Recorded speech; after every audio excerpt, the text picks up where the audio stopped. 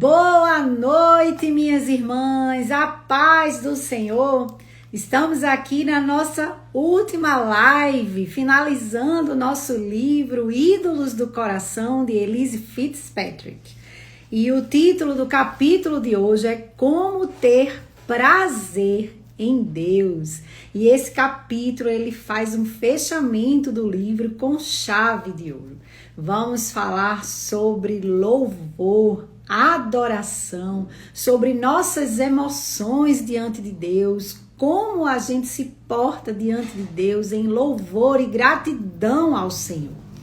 E o texto começa falando sobre a história de Davi, quando ele traz novamente a arca para Jerusalém e ele ali explode em adoração e louvor a Deus, em dança, em júbilo, em louvores, em gritos, em brados de louvor ao Senhor.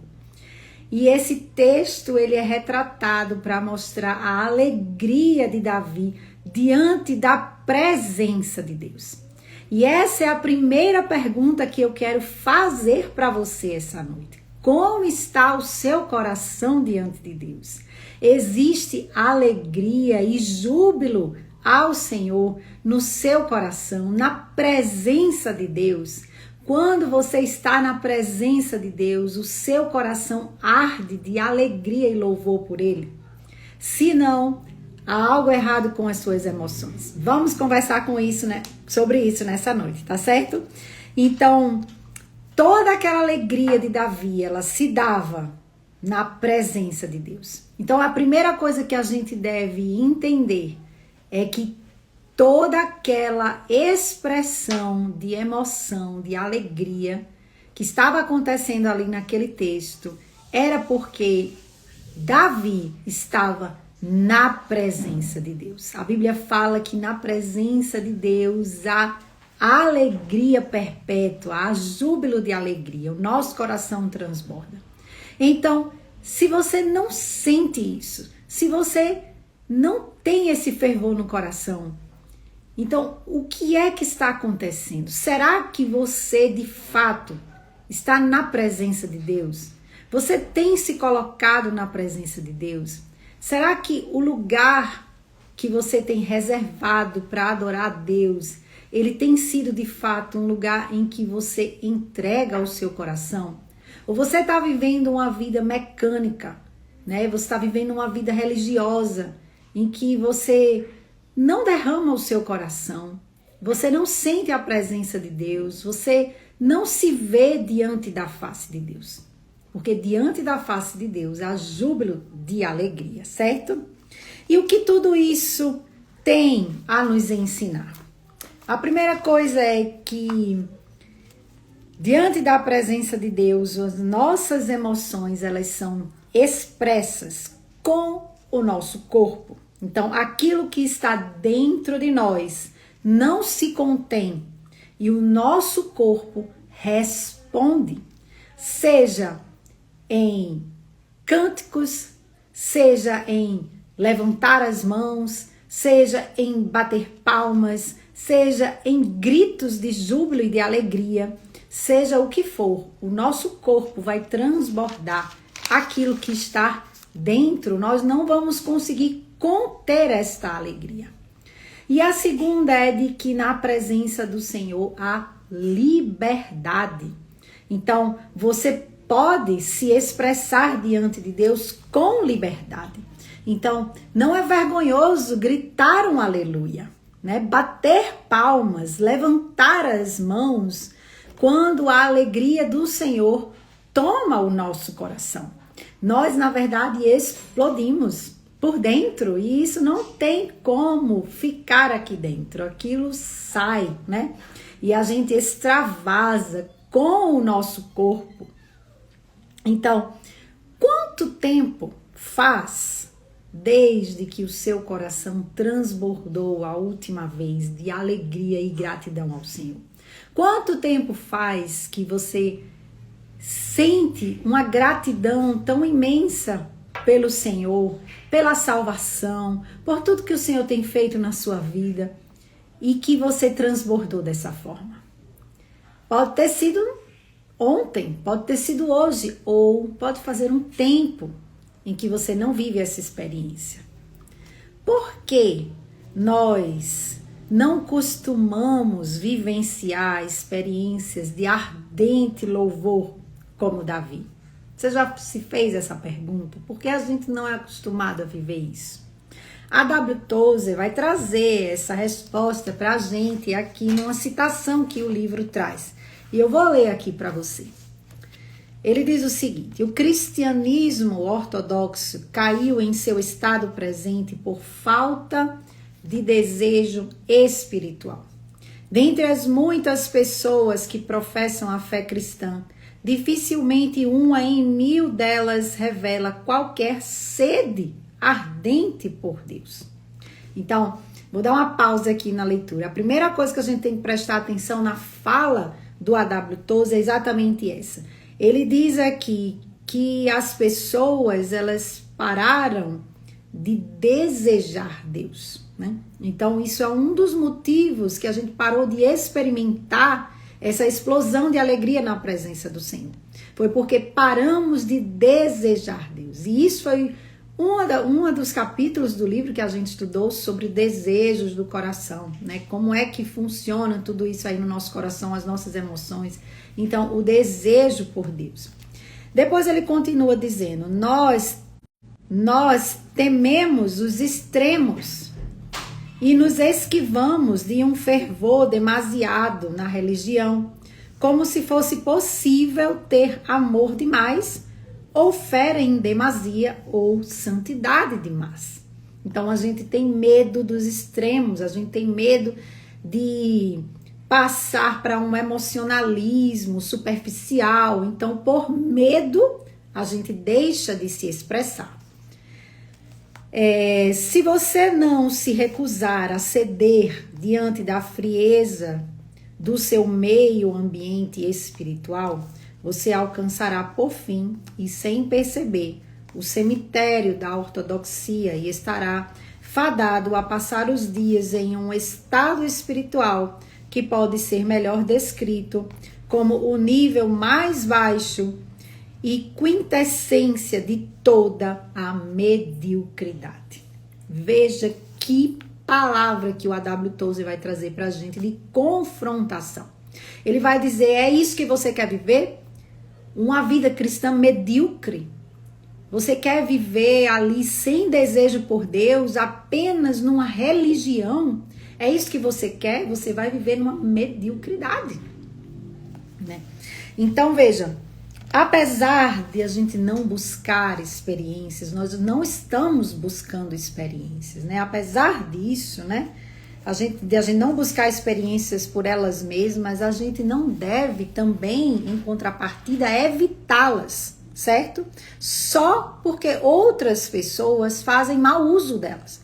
Então, a gente precisa ter um equilíbrio. A vida cristã, na verdade, ela é baseada em equilíbrio, em sobriedade, em moderação, certo? Então, você é impassível, né? No louvor, porque você acha que não é apropriado expressar emoção na adoração? É assim que você se comporta? Você crê que as emoções são pecaminosas em si mesmas, né? Às vezes sim, mas isso não quer dizer que devemos evitar as emoções fervorosas. Se evitarmos as emoções na adoração, o quão longe estamos da Bíblia? A gente vai ver aqui alguns versículos que o livro traz para a gente, né? Que diz assim, Salmo 71, 23, ela vai dizer assim, né? Ela vai trazer esse versículo para a gente. Os meus lábios gritarão de alegria quando eu cantar louvores a ti. Vejam, a expressão de louvor que é trazida aqui no Salmo são gritos. Então veja que isso não é uma coisa fora da Bíblia. Isso não é antibíblico. Gritar de alegria, soltar lá um brado de louvor no meio dos louvores não é antibíblico, tá? Depois no Salmo 63 diz assim: enquanto eu viver te bendirei e em teu nome levantarei as minhas mãos. Olha que coisa linda, o levantar das mãos no meio dos louvores é o que a Bíblia diz, né? Com lábios jubilosos a minha boca te louvará. Então, quantas vezes você está ali na igreja, você tem vergonha de levantar a mão, tem vergonha de bater palma, tem vergonha de cantar bem alto, né? Qual o problema? A Bíblia diz brados de louvor e alegria ao Senhor. Isso mostra como está o seu coração. Mas a gente está tão preocupado com a pessoa que está do nosso lado, a gente está tão preocupado com o ambiente que a gente está, que a gente vai se contendo ali, né? A gente vai guardando aquelas emoções. Mas eu vou dizer a você, minha irmã, não faça isso. Na presença do Senhor, há liberdade, tá bom? Então, veja, a Bíblia diz que todo ser que respira louva ao Senhor. Então, quem louva ao Senhor não é só você, mas tudo que foi criado pelo Senhor louva ao Senhor. Lá em Jó vai dizer que as estrelas louvam ao Senhor. Então, todos louvamos ao Senhor. E nós que fomos adotadas como filhas de Deus, temos muito mais motivos para louvar ao Senhor, né? Então, Deus nos deu a capacidade de experimentarmos e expressarmos emoção, né? E nossas paixões podem ser estimuladas pela beleza, pela música, pela arte, pela literatura, tanto em tristeza quanto em alegria, né? Às vezes a gente escuta uma música meio triste e a gente fica triste. E ao mesmo tempo a gente escuta uma música alegre e a gente fica alegre. Então isso é a capacidade que Deus nos deu, certo? Nossa capacidade de nos regozijarmos em Deus reflete a Ele mesmo. É isso que o livro traz pra gente. Pois Ele se regozija nele mesmo. Veja, Deus, Ele tem alegria nele mesmo, né? Jesus diz que exalta o Pai. Então, a capacidade que nós temos de nos alegrarmos em Deus vem do próprio Deus, tá? Então, quando estamos frios diante de Deus, o que isso mostra sobre nossa vida espiritual, né? Será que realmente valorizamos a nossa adoção de filhos? Deus nos adotou para que proclamemos a sua grandeza, é isso que 1 Pedro 2,9 diz. Mas como saber se o meu coração está cheio de louvor a Deus? Como é que a gente sabe se o nosso coração está cheio de louvor? Será que é pela maneira como eu me expresso na igreja? Será que é porque eu bato palma ou levanto as mãos? Será que é porque eu canto alto? Não, não é isso que mostra ou revela o nosso coração. Apesar de que isso é uma forma de expressão. Mas não é isso que determina. O que o livro vai trazer para a gente é que o que prova que o nosso coração está cheio de gratidão e louvor a Deus são as palavras que nós professamos. Então, aquilo que nós dizemos é o que vai mostrar como está o nosso coração. A Bíblia diz o quê? Que a boca fala do que está cheio o coração.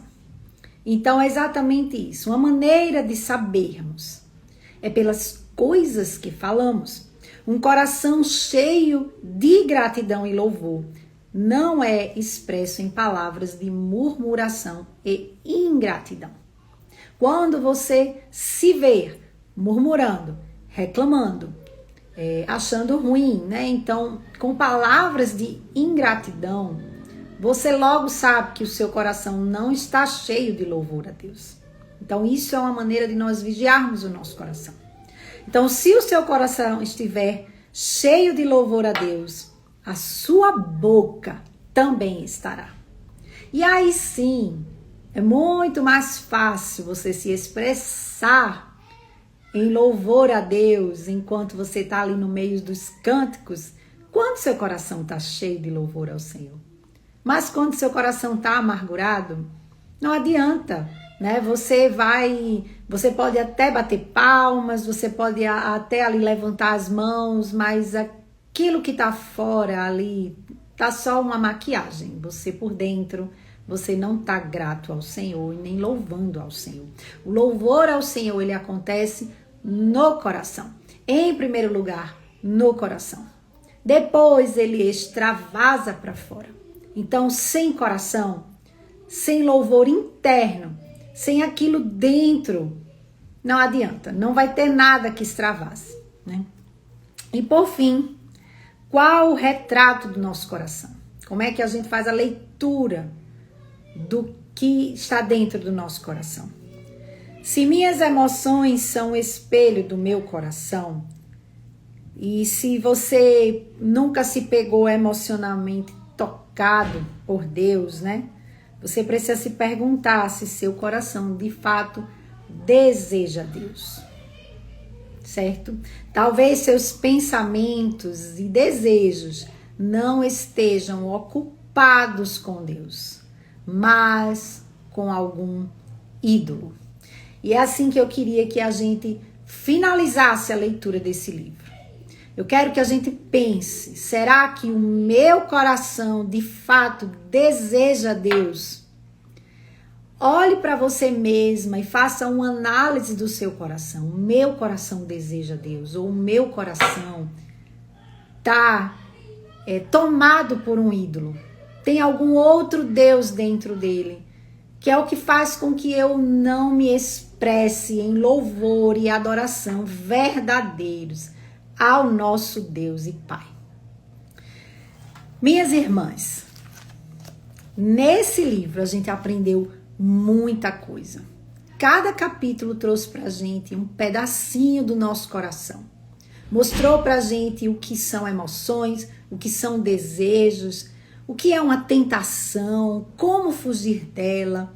Quanta coisa a gente aprendeu durante toda essa leitura. Mas o resumo de tudo isso é: eu desejo Deus, eu anseio por Deus, ou Deus parece algo tão distante para mim, ou Deus não é de fato, eu não consigo ver Deus como um Deus próximo, mas eu olho para Deus como um Deus distante. Eu ainda não entendi a relação de intimidade que Deus quer ter comigo. Minhas irmãs, Deus, Ele nos ama profundamente e Ele tem prazer em nós.